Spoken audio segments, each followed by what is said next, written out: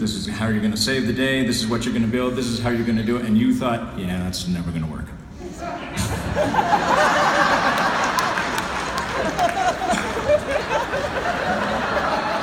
Every week.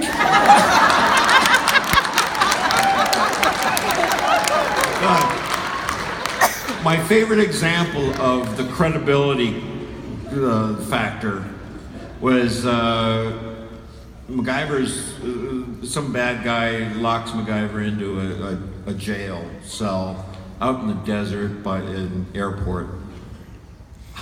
Details. And so he locks me in there, and there's no way to get out. What's he gonna do? What we had established on the way in, there were some things that you see that we'll come back to, obviously. One of them was a horse tied to the thing, and there was a bicycle, and a bucket of something else, and dot, dot, dot. So MacGyver's got to somehow get away and do stuff.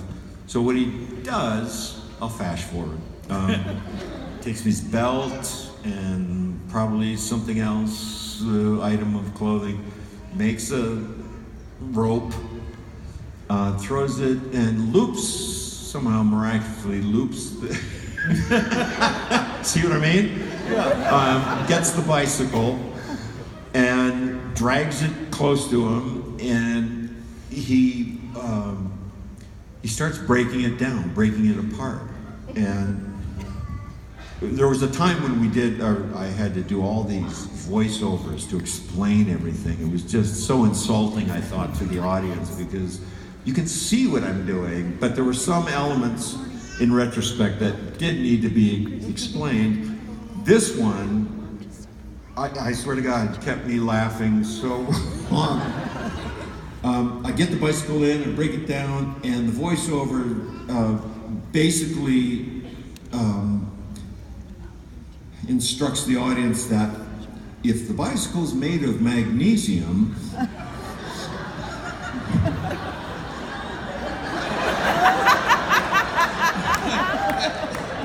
and if another part of it's made from manganese, by this time we're going, what? What are you talking about? No bicycle's not made of, oh my God.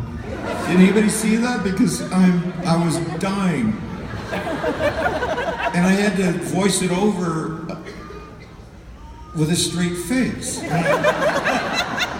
So anyway, the idea was if it's made out of manganese or whatever, then you could use one of the pipes on the frame and another part of the frame pipe and hit the manganese onto the magnesium, whatever, and create a spark, and out of it you would have a blowtorch.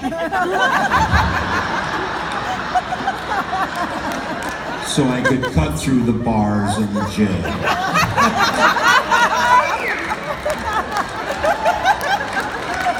That was my favorite episode. Anyway. I wanted to thank you for entertaining us over the years. I wanted to ask you, what happens to MacGyver and his son at the end of season 7? Like, where do they go? What happened? What They drive off into the sunset.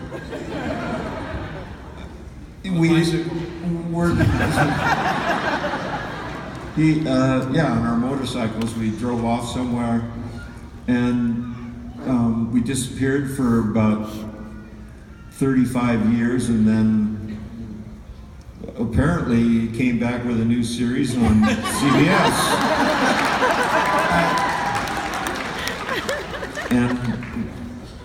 And he's lost a step or two.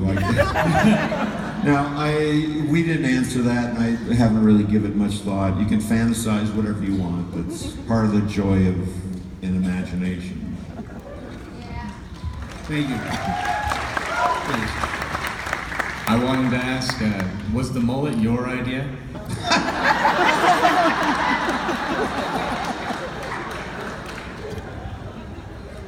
Yes. It happened somewhat accidentally. I don't know if I should share this. I had always had long hair. I mean, since the minute the Beatles came out and we hit the States in '64, '5, '3. Anyway, coming over there, I started having long hair. You know, it was a constant fight with my parents. Well, my mom anyway. My dad was a man of humanities, and my mother was an artist, so I couldn't understand why she wanted me to have a skinhead. But that's what they preferred. So anyway, when I get into junior high school, when the Beatles came out, I let it go. Flash forward, still got long hair. I'm kind of, and we're doing the early stages of MacGyver. And the weeks go by, we're doing more episodes. Guess what? Hair gets longer. It keeps going. But it started to get like this, like unmanageable. And so I kept having to fix it. It wouldn't match on camera. So because I keep doing this and it didn't match, we'd have to do it over again, and if it fell. Anyway, so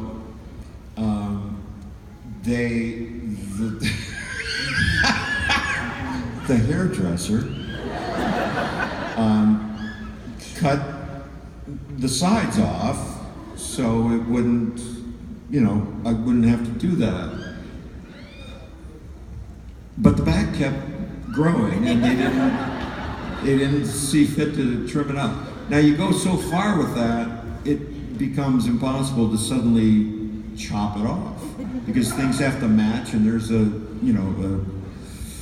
sequence, an evolution to the character and his look and all that business. So it was kind of an accident, and then I just didn't fight anything anymore. Henry Winkler, here's why it was so blonde at times. Henry Winkler came to me, and I'm going to say the word S-H-I-T. Is that okay with you guys? Henry Winkler came to me one point and said, Richard, would you mind if we put some highlights in your hair and get some highlights in there? Because your hair is so brown it looks like shit on a stick. For which I thanked him. But they put in some, the same guy that made the accident cutting, made the accident in bleaching, and it was, I swear to God, it looked like Billy Idol for me. Anyway, it's obvious that I care a lot about how my hair looks. But that's pretty much the evolution of that. And then, there was Rod Stewart.